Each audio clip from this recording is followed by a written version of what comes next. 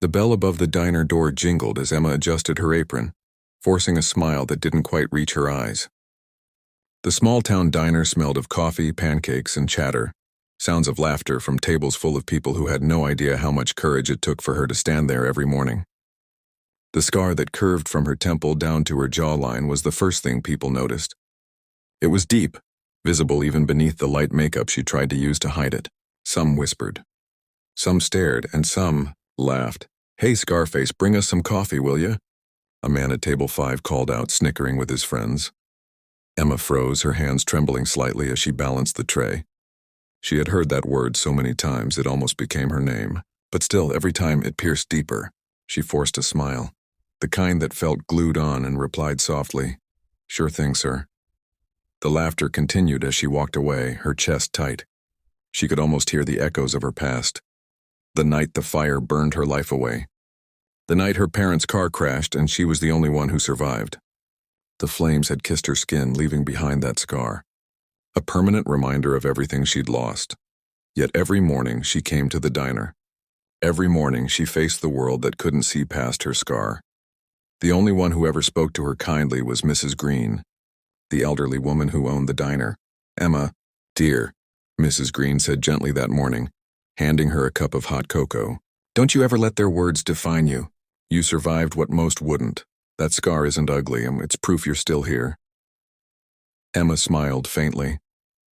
She appreciated Mrs. Green's kindness, but words of comfort felt small against years of cruelty. When a group of high school girls came in later, giggling and taking selfies, one of them whispered loudly, "Ooh, look at her face." Another added, "I'd die if I had to go out like that." Emma felt her throat tighten. She wanted to run, but instead she took their order. Her hands shook, but her voice didn't falter. "Welcome, what can I get you today?" she asked politely. After they left, Emma took her break behind the diner. The cool air brushed against her face, and for a moment she closed her eyes. The wind felt like freedom, something she hadn't tasted in years. She took out an old photo of her parents, the edges burnt and faded. "Mom, Dad," she whispered, "I'm still trying. I promise." Just then a young boy approached her, maybe 10 years old. He had been sitting with his mother inside. "Miss," he said shyly, holding a napkin, "I drew you something." On it was a sketch of a superhero, a girl with a scar on her face, and a big, brave smile. "That's you," he said proudly. "You look strong, like someone who saves people." Emma's heart clenched. For the first time in years, she felt something warm inside her, not shame, but gratitude. "Thank you," she whispered. "That's the nicest thing anyone's ever said to me." The boy smiled and ran off, leaving her with the drawing that would soon change everything. Little did Emma know, that same boy's mother was watching, and she wasn't just any woman. She was someone who could rewrite Emma's future in ways she could never imagine. Emma carefully folded the little boy's drawing and tucked it into her apron pocket. For the first time in years, she felt something light flutter in her chest. Hope. When she returned inside the diner, the lunchtime rush had begun. Orders were flying in, coffee cups clinking and voices overlapping. She tried her best to keep up, her scar glistening under the fluorescent light, but her smile was a little more real now. At one of the corner tables sat the boy's mother, elegant, poised, wearing a simple navy blue coat and glasses. She had been quietly observing Emma all along. Her name was Clara Dawson, a journalist known for writing human interest stories that changed lives. But Emma didn't know that yet. To her, Clara was just another customer waiting for her order. When Emma approached her table, Clara smiled kindly. "You're handling all of this alone? That's impressive." Emma blinked, unsure how to respond. Compliments weren't something she heard often. I try my best," she said softly. Clara noticed the faint hesitation, the way Emma's hand instinctively brushed her cheek as if to hide the scar. "You shouldn't hide that," Clara said gently. "It tells a story, one I think the world needs to hear." Emma's breath caught. No one had ever said something like that to her. Not without pity, not without discomfort. "My story," she whispered. Clara nodded. "Yes, the story of someone who faced fire and still walked out to serve coffee with a smile." Before Emma could reply, laughter erupted from another table, The same group of men who mocked her earlier. "Hey, journalist lady," one of them jeered. "Careful talking to Scarface, she might burn your coffee." The diner chuckled. The sound stung like acid. Emma's face turned crimson and she lowered her head. Clara's jaw tightened. She turned sharply toward them. "That's enough," she said, her voice steady but cold. "You think mocking scars makes you stronger? Scars mean survival, something you clearly know nothing about." The laughter died instantly. The room went silent except for the clinking of a spoon. Emma stood frozen, heart pounding. Someone had stood up for her, publicly. For the first time, she wasn't the one shrinking away. She was seen. When the rush finally died down, Clara stayed behind. "I'm sorry about that," Emma murmured, embarrassed. "You didn't have to," Clara interrupted softly. "Yes, I did. People like them think they're untouchable until someone reminds them what real strength looks like." She reached into her bag and handed Emma a business card. "I write stories about people who inspire others. I'd love to tell yours, if you'll let me." Emma hesitated, her heart pounding. "I am not sure. I'm not special. I'm just a waitress." Clara smiled. "Maybe. But I think you're a waitress who's about to teach the world what true beauty means." For the rest of the day, Emma couldn't stop thinking about that. Could her story really matter? Could something so painful ever turn into something good? When she got home to her small one-room apartment that night, she sat by the window and pulled out the boy's drawing again. The superhero with a scar. She whispered to herself, "Maybe I can be her. Just a little." Then she picked up the phone, staring at Clara's card. With trembling fingers, she dialed the number. "Hello?" Clara's warm voice answered. "It's me, Emma from the diner," she said quietly. "If you really think my story can help someone, I'll do it." Clara smiled on the other end. "Emma, I don't just think it can help someone. I think it can change lives." And in that moment, as the city lights shimmered outside her window, Emma had no idea that her decision, one simple yes, would soon make her face appear everywhere. But not as a scarred waitress anymore, as a symbol of hope. A week later, Emma found herself sitting across from Clara in a cozy little studio filled with cameras, lights, and the faint scent of coffee. She was nervous, her palms sweaty, her heart pounding in her chest. For someone who had spent years hiding in the corners of a diner, being in front of a camera felt like stepping into the sun after years of rain. Clara's voice was calm, reassuring. "Just speak from your heart, Emma. Don't worry about how it sounds. People connect with truth, not perfection." Emma nodded hesitantly. The red light on the camera blinked on, and Clara began. "Today," she said, looking into the lens, "we meet a woman whose courage is hidden behind a scar, but her spirit shines brighter than any flame." Emma swallowed hard. For a moment she wanted to run, but then she thought of her parents, the fire, and the little boy who drew her as a superhero. Slowly she began to speak. She talked about the accident, the burning car, the glass, the screams, how she had woken up in a hospital room surrounded by silence, how her face no longer looked like hers, and how people she once called friends suddenly avoided her. "I thought my life ended that night," she said, her voice trembling. "But then, I realized I was still here. Maybe that meant I had a reason." When she finished, Clara's eyes shimmered with tears. "Thank you, Emma," she whispered. "You don't realize it yet, but you just gave thousands of people permission to stop hiding." The interview went online 2 days later. It was titled, "The Waitress with the Brave Smile." Within hours, the video began spreading. First a few hundred views, then thousands, then millions. Comments flooded in. "She's so beautiful. Her strength shines through. I have scars too. Thank you, Emma, for reminding me I'm not broken." This made me cry. True beauty is courage. Emma couldn't believe it. The same face she once tried to hide was now inspiring people across the world. The diner's phone wouldn't stop ringing. Journalists, organizations, even customers calling to say thank you. When Emma came to work the next morning, she hesitated at the door, bracing herself for the usual stares and whispers, but instead, the room fell silent for a different reason. Mrs. Green was smiling proudly. The customers stood and clapped. A small note on the counter read, "To our brave waitress, thank you for showing us what real beauty looks like." Tears welled in Emma's eyes. She turned. and saw the group of men who had mocked her sitting in the back corner again. This time they weren't laughing. One of them stood up awkwardly and approached her. "Hey, Emma," he muttered, avoiding her eyes. We saw your story. We're sorry. We didn't know." Emma looked at him quietly, her heart soft but steady. "You didn't need to know," she said gently. "You just needed to be kind."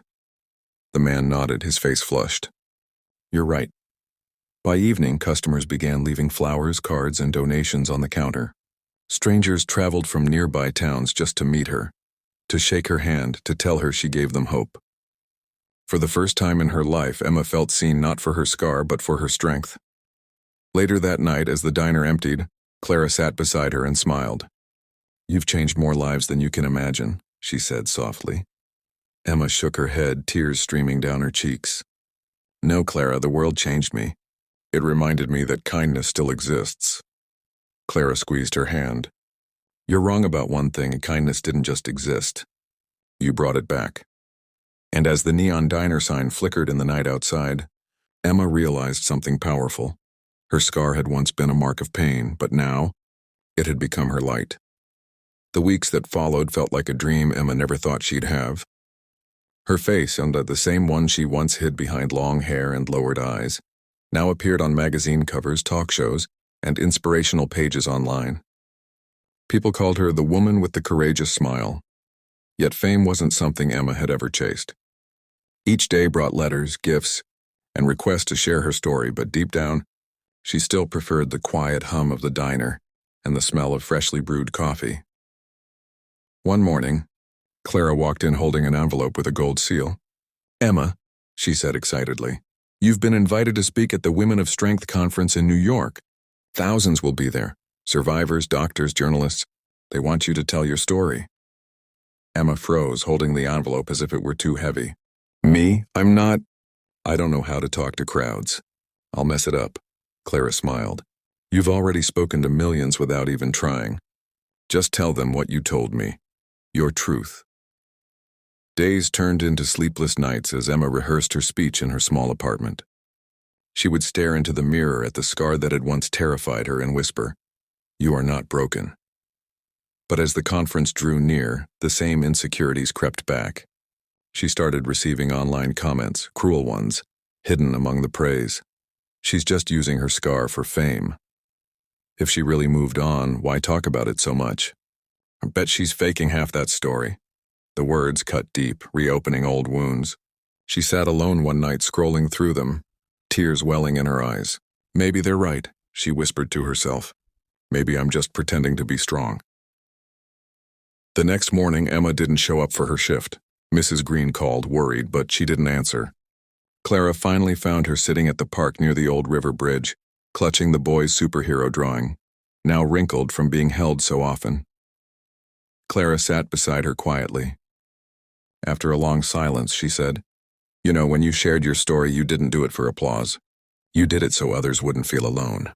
Don't let the few who mock you drown out the thousands you've lifted up." Emma wiped her tears.